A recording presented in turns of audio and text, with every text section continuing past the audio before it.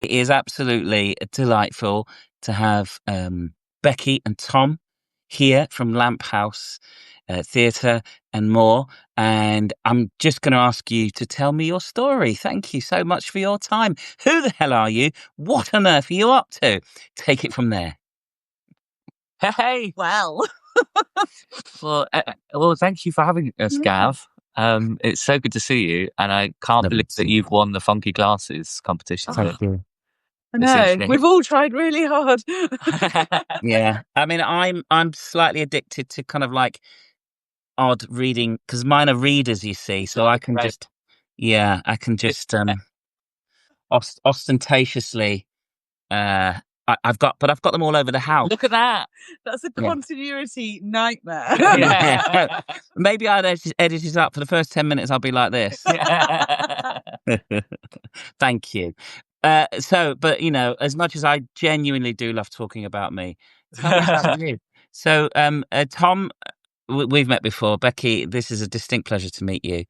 But you know, I really admire what you do, and I really, from afar, I'm, you know, really just so envious. But tell me about what you're doing at the minute, because you're at home, no more Too Good to Go.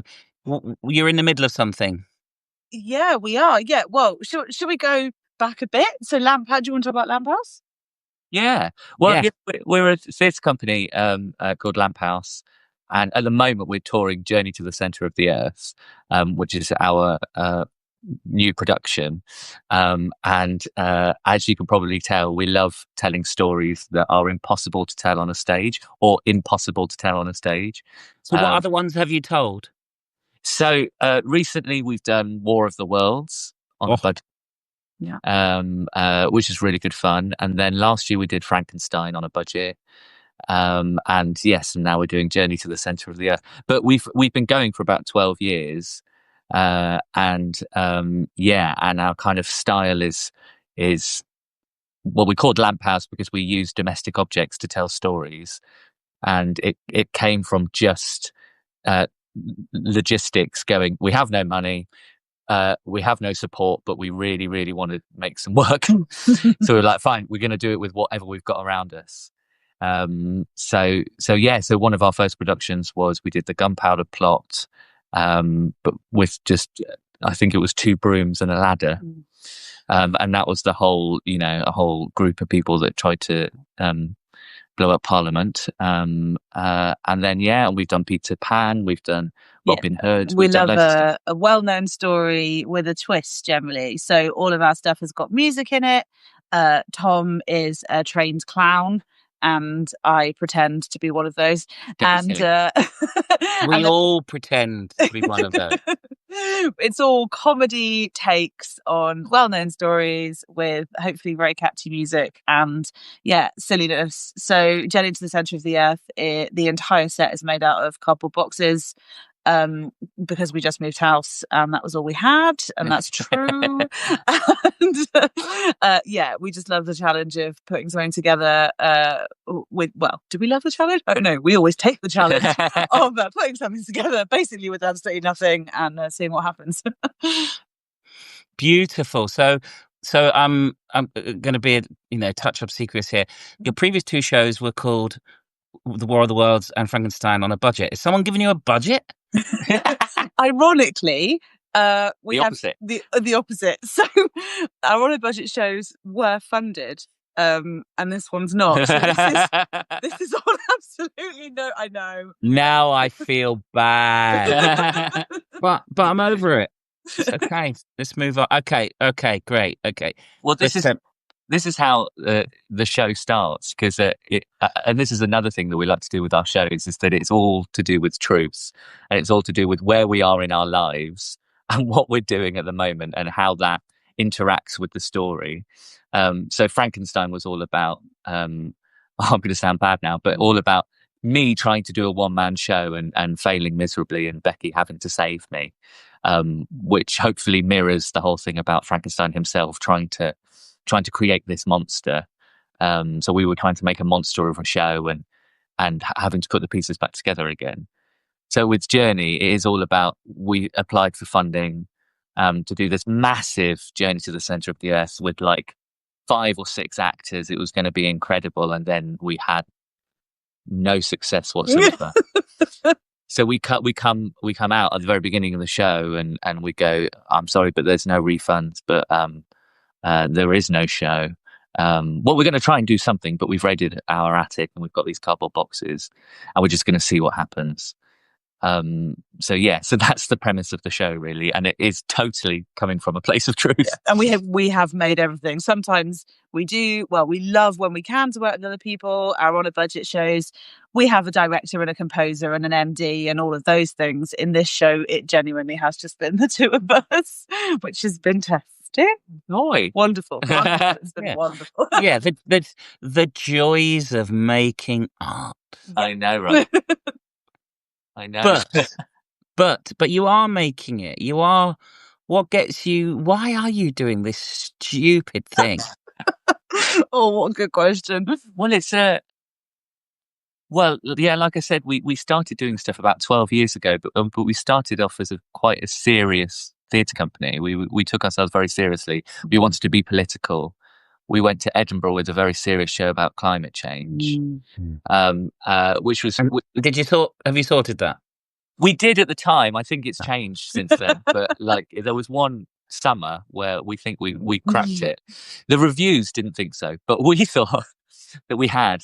And then we kind of figured out that we just really wanted to mess about, and we really wanted to say something, but maybe being serious and staring at audiences like this, it wasn't the best way of making theatre or trying to connect with people. So where am I going with this? I'm not sure. I don't know where you're going, but we enjoyed the journey. Oh, nice. But Becky, if you could save us. Why did we do it? I think we talk about this in the Centre of the Earth as well, possibly because it's the only thing we can do. I don't know how many of the skills are transferable. No, I think it's I used to have a proper job years ago. Tom never has, but I did. And I just don't think that either of us are cut out for that ordinary 9 to 5. It's not fun. And as much as this will always be a challenge, and we spend so much of our time, as everybody does in the industry, going, at the same time, it's so joyful when you get it right. And there are so many wonderful things about this tour. Already, we've only been on the road for a couple of weeks, but just watching reactions to it and the things that we can say through comedy and the points that we can make feels so important that I think it's the only thing to do right now. It's the only way to say anything right now. There's no point in going online and rallying on Reddit. It's not going to do anything, but maybe making a funny bit of theatre that chimes and says something is enough. Nice. Thanks. It's really nice. So I'm coming to see a show. What am I going to expect? So what's these horrible phrases? What's the elevator pitch? There's no elevators in it, and we call it a lift. What can I expect to see when I come to see Journey? Because I'm Jules Verne fan. I want something authentic. Sure. What am I going to get? Yeah, not that. Well, there's lots of references to the book. Loads of references. And lots of references to all the films, the old James Mason film, and also the what's his face? Brendan Fraser. Oh yeah. Film. I've forgotten that one. And also some young people were talking in the research and development process for this about another not fine. The one with the rock in it. The one with the rock. We don't have the rock in it. It's not there. I vaguely remember that, but it's passed me by. Sure. Yes. But yeah, you can expect, for the people that love the book and the story, you can expect a kind of inventive, creative take on it. But also, if you don't know the story, then come and be surprised, because the book is absolutely crazy and the story is crazy. And a lot of people that come to the show and watch it and go, why did you make that up? That's just weird. We didn't. And that's in the book. And that's a line that we sometimes say in the show. It's in the book. But there's lots of us attempting to tell this story with just us two, with lots of hats, lots of music, a smoke machine that we've just been donated. Oh, fancy. Cool. Oh I know, yeah. really Oh cool. yeah. Loads Loads of cardboard. of cardboard. Loads of hats. And then there's some dinosaurs in it as well, which is always good. And a script that's 75% written. 75. Yeah. So let's see what the 25% looks like every night. That does interest me, and that does lean into that. I think we can both mythologize and make academic the notion of what clown is. Sure. But in simple terms, how do you apply? What does clown mean to you both, and how does it turn up in your shows? Because I'm fascinated by it, and I think I know what I'm working towards, but I don't really. So I need to learn from you. Oh goodness me, I wouldn't learn from us. Well, we used to talk about like performer personas. So we sort of really enjoy this idea of seeing the performers on stage rather than seeing the characters. Like there's a basis point and you see the performers before you see anything else. And that was where it all sort of began for us. But then you went and trained and now you've probably got better words. Well, for me, it's like you say, like we could talk about clowning for days and months, and I'm here for it. let's do it. For me, like pure and simple, for me, it's a connection with the audience, and it's about a love for the audience and being there for them. I'm going to sound really pretentious here. Treat yourself. But like, yeah, I never got, even when I was 8 years old in the primary school nativity, like my teacher going, "Don't look at the audience," and I remember saying, "But they're there. There's loads of them, and they're looking at me. Why can't I look at them?" Yeah, and I've never got that out of my head. And it was only like 6 years ago, round about the same time I met you for the first time, Gav, was when I realised that that's clowning. A love for the audience and wanting to be charming for them, and like wanting to make something with them. And not looking at the audience is very new. It's only 100 and so years old, isn't it? That's it. And that's I remember that. I unfortunately I was educated in the 80s, so we didn't do school plays. But when I went to youth theatre, until I did something, so it was always don't turn your back on the audience. Yeah. Which is the funniest thing. Yes, it is. You can do, because of course I think an audience always thinks you're not supposed. Are they going to get in trouble for turning their back to us? It's very intriguing, and don't look at them. Yeah, and so and until I was introduced to a different way of working in my youth theatre by a very inspirational director who had come from a more theatre-y Brechtian background, it was like, oh, it is fun to be in the same place and share the same thing, and that's what I get from clown. So, and also, do you always find yourself having to explain it's not a big red nose, it's not funny shoes? Absolutely. But do you always want to wear a big nose and wear funny shoes? Because I do. Yeah, always. I think I really enjoy the sort of the like, it creates so many problems, which I think is really joyful. Like clowns trying to tell a story is so much more difficult than two really good actors trying to tell a story. And I think there's something about that I always really enjoy as well. Like, and in Journey, both of our clowns have got our own separate narratives and problems and things that we enjoy. And that is so much more interesting than just two very good, serious actors trying to. And we talk a lot about the clown scream as well, because I mean, we meet a lot of people who go, "Oh, it's just silly though, isn't it? It's just silly.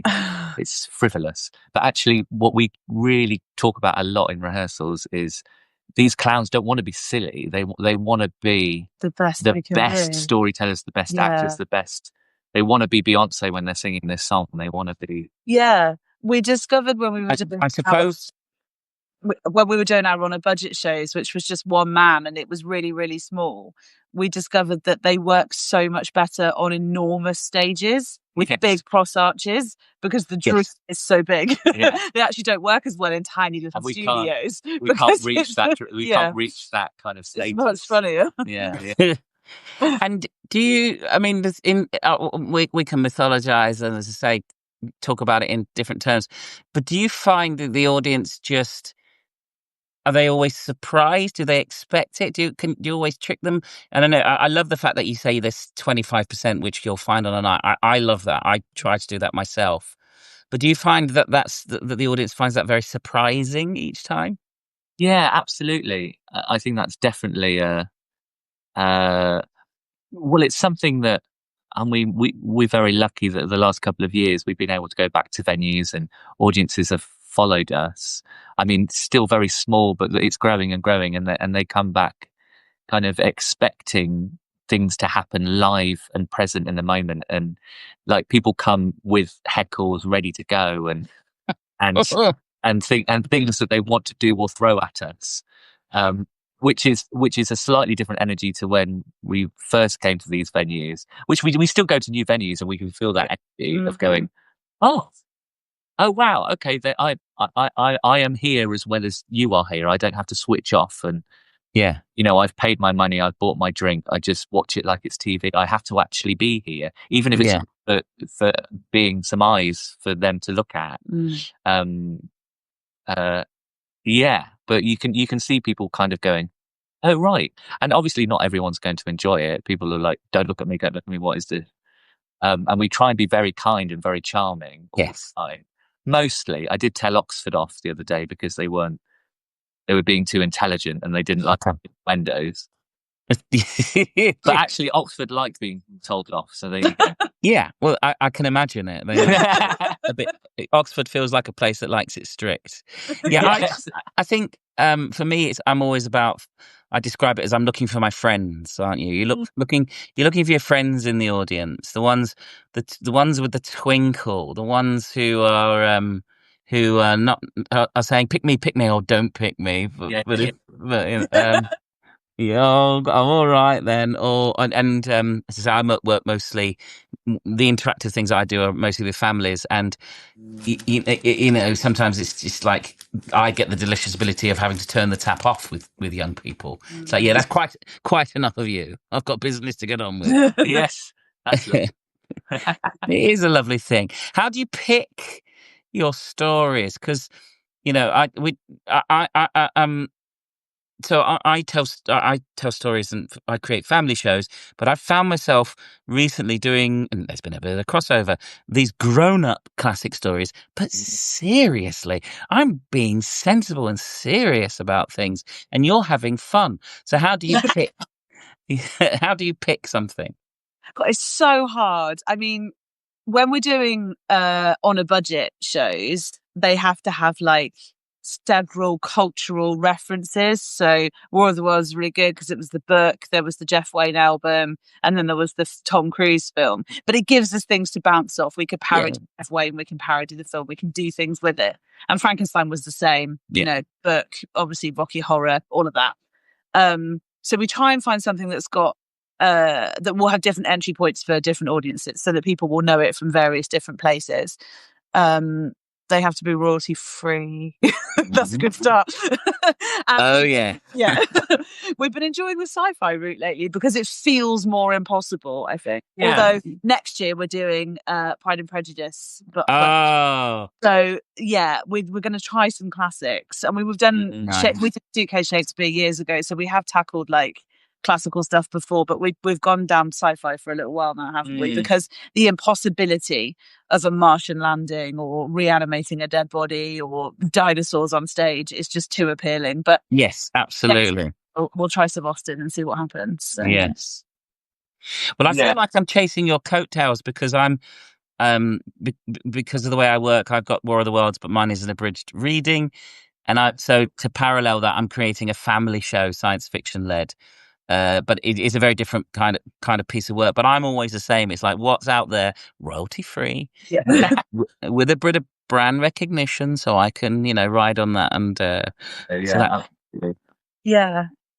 and we love people to go, how on earth are they going to do that? Yeah, and I think that's enticing for people. And we like a game in a title as well. So that's like War of the Worlds on a budget. I hope everyone knows what the game is even before they've seen any of the marketing of it.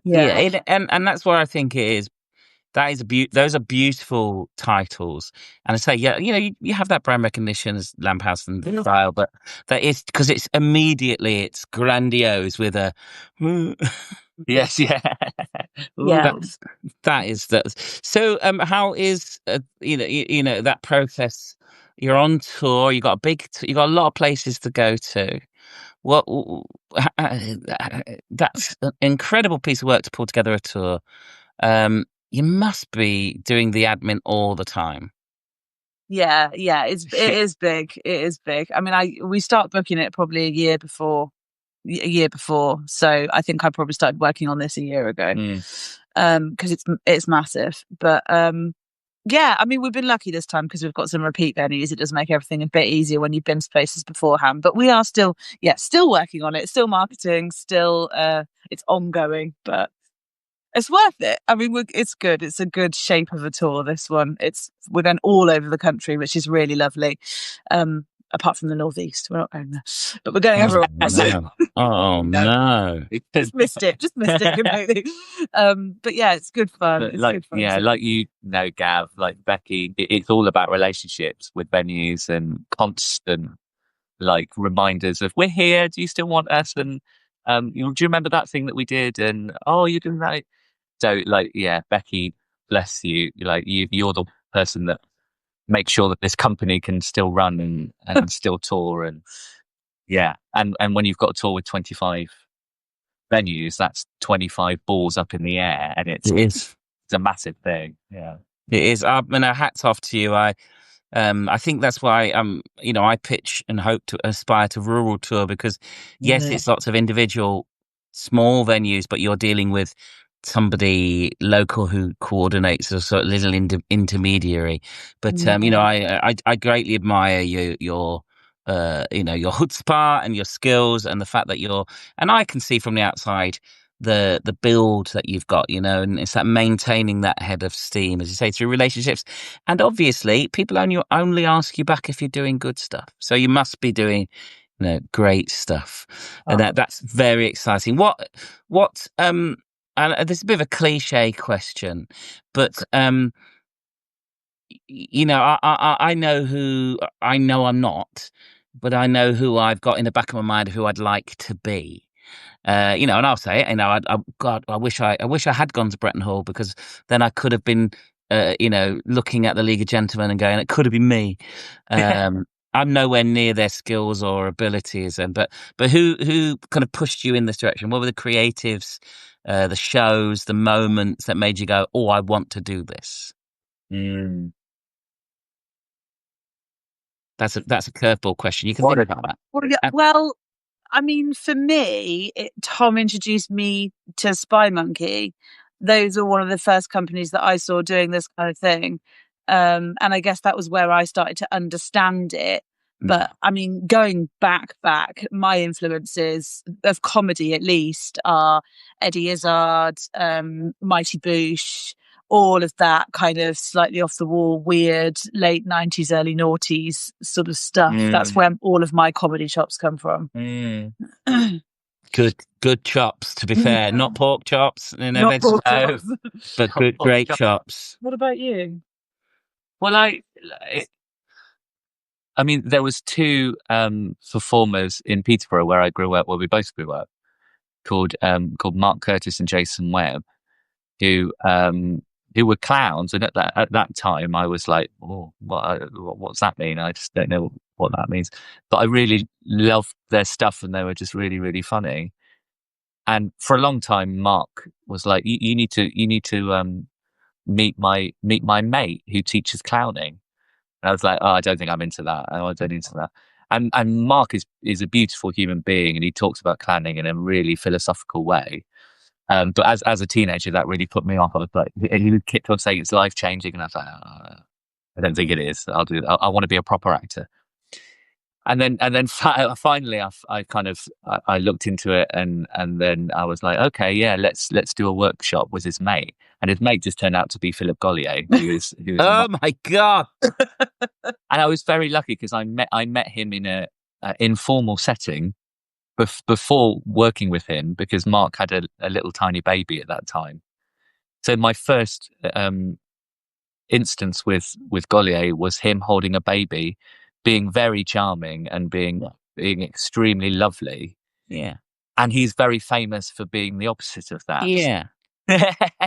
So I'm hugely lucky to have been able to go into a workshop with Gaulier going, I know this is just a trick. This is just a game. It's the game. And I've done courses with clown tutors who have a ferocious kind of public persona, who are everything they say is from a good place. Yes. It might be said with a sweep, it might be said with an angle, but it's all a game.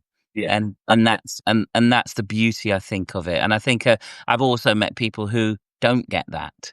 Yeah. And think they are like you are both too young to the opening titles of the 80s TV show Kids from Fame. This is where you start playing and you pay in sweat whilst tapping a stick on the ground. There's some people that take that a bit more literally, and I think that's a shame. He's like, have fun, even if you're being horrible. Yeah. Oh, that is good. So where do you see Lamphouse going? More of the same, building. I don't want to dwell on it, but 2 funded shows, doing it for yourself. Are you always chasing that kind of pot of development money, pot of show development? Is that the aim?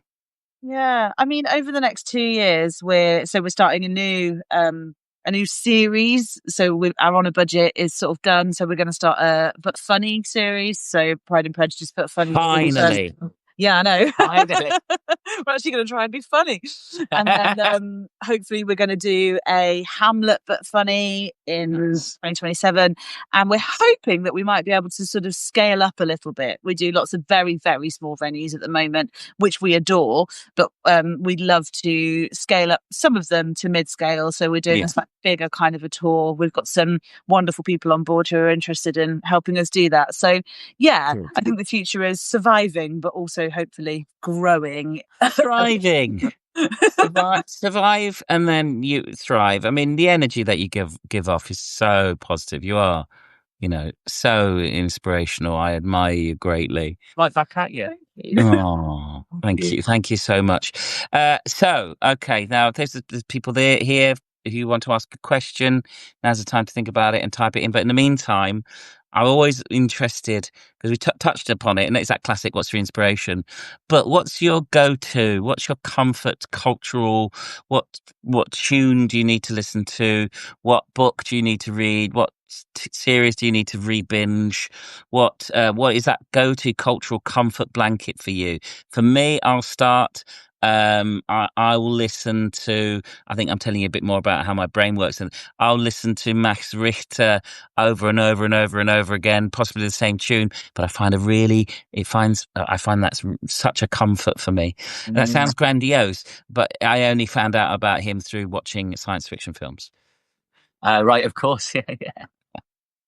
So what's your comfort culture? I mean, I love a terrible science fiction movie. I love them. Give me a disaster. Give me a volcano or a Deep Impact. Anything. Oh, that's what I need to do. Can I say thank you for saying Deep Impact and not Armageddon? Yeah. Because that's the right way round. Yeah. All I want to do is be held by a parent as a tidal wave comes crashing in. Oh, that's it. Right? That's it. Or escaping up a very small hill out of the way of the meteor. Why didn't they all just go up the hill? That's me. That's a nice choice. Thank you. That's really good. I think only because the book is there, I think I'm going to have to say. You can't say that. Why not? That? You can't say that. Well, You can't. Well, I'm going to say. We're going to make mine look rubbish. No, don't. You know what? Go on then. I'm gonna say Charlie Kaufman, because he Okay. like he who wrote like Being John Malkovich, and did loads of bizarre films and done lots of theatre work, and he's written a novel, and I always come back to him because I always love surrealism. I always love abstract stuff, but I think his work is always like is dreamlike. It's dreams. Yeah. And surprising as well, and exciting, isn't it? When you're watching something and it's like, oh, yes, that's How did you think that? That's it. Yeah. And he's a really good talker as well. He talks about how he makes work in a really he's quite surprising as well as a human being, and it's all about struggle. And we've been talking about that, struggling to make work and trying to thrive and make the best work we can. And his work always comes from a place of struggle. He always tries to tackle something that he absolutely cannot tackle, which is always beautiful. And his book, which is a monster called Antkind, is fantastically bizarre, and all about a film critic who's trying to remember this film that I think is like 78 hours long, but it's been burnt. But he thinks it's the best film in the world, and he needs to remake it. And you can imagine where that goes to. But yeah, that's my answer. So profound. And mine was watch a lounge on a motorbike go up a hill. Yeah, but which one am I most likely going to do? Which one am I? I am. Yeah, I think I'm with you. I'll take it.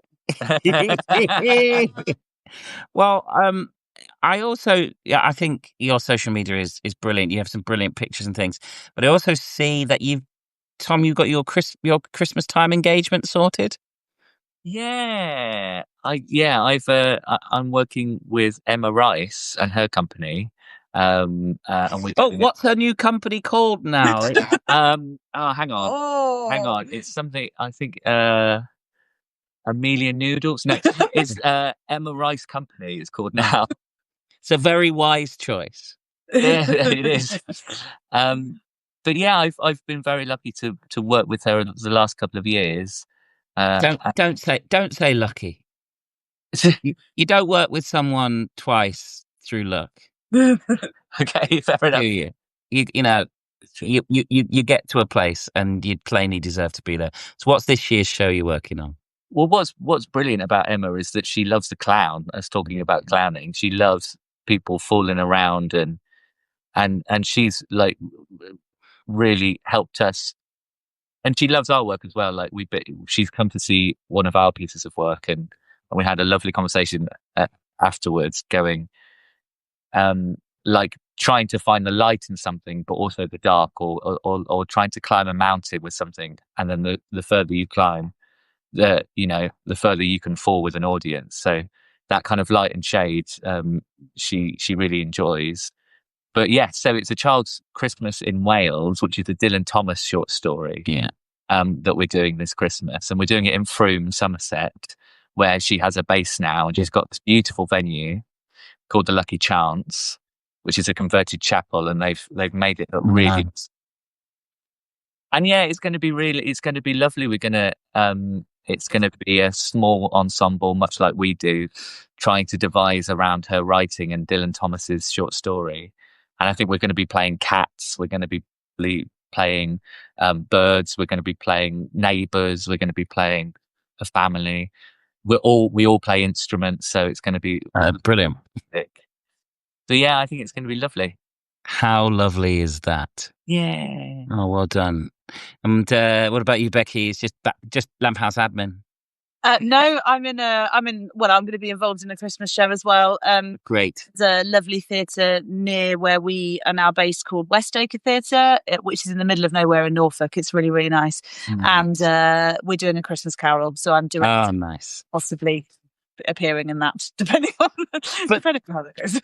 just to have that ability to, because I make my own work, but I also work with lots of people. I find it such a recharge to work with other people as well, to make something with and for people, and then suddenly you go back, and then I work on my own, so it's quite lonely. But it's so lovely to go away and do something with people's, and then you come back to what your North Star, don't you? So when will the Lamphouse Theatre Way workshops be started? Because you've got such skills, you should be running performer workshops. It's a Oh, good question, isn't it? We would love to. did try some in Peterborough once, and no one came. But I think maybe that's because we were in Peterborough. So Yeah. maybe we'll try some in a place that people have heard of, and that will help. Yeah, we love doing workshops because, like you've just said, like meeting new people and playing with people, and let's do it. Let's do it. You do it. You do it. If you build it, they will come. Yeah. I can't. I do enjoy. I am a fan from afar, and long may you reign. Oh, bless you. Thank you. Thank you for your time. Thank you so much for having us. All right. Look after yourselves.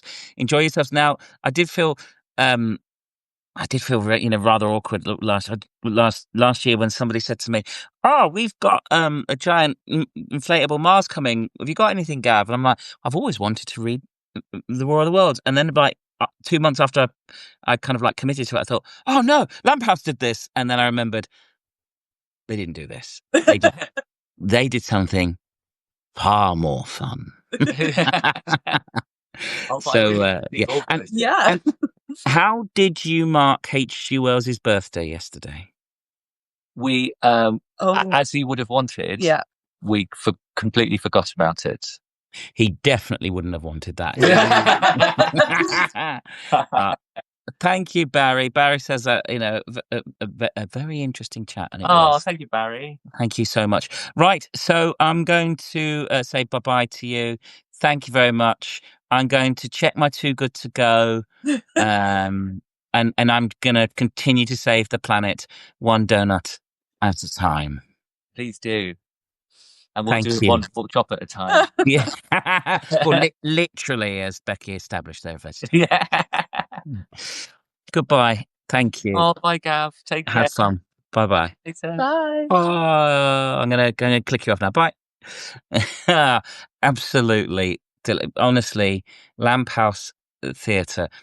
Follow them, Google them, go and see them, enjoy what they do, because there's such a positive energy, and there's such fun, and such clowns and such idiots make me laugh like a dream.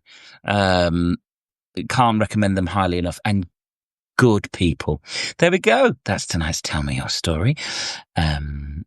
Thank you very much if you're watching if you watched this live. Thank you if you watched it back. This stays on Substack, obviously, or you can listen to it audio only on your podcast catcher, and it's on YouTube as well. If you found it interesting, tell people to come along. Next week, Black Liver, who are just fantastic theatre makers, comedians, musicians, writers, poets, the pair of them. And then the week after that, Robin Ince, poet, broadcaster, comedian, just one of those powerhouses of energy. And then next week, I shall be telling you who the next batch are. Thank you for your input. Let me know what you think. Leave a comment, leave a like, give it a share. That would be lovely, because I think people should find out more about Becky and Tom and the others. And of course, if this is the first one you've watched, there's some brilliant people. Naomi Wood last week. We had Kate Fox, the poet. We've had graphic novelists, storytellers like Sita Brand, theatre makers like A Place for Us, Mima and her brilliant creative practice, very thoughtful, mindful practice, and lots more brilliant people to come. Thank you very much. Be good to find out. Maybe one day you can tell me your story. I've been Gav Cross, and you have been lovely. Bye-bye.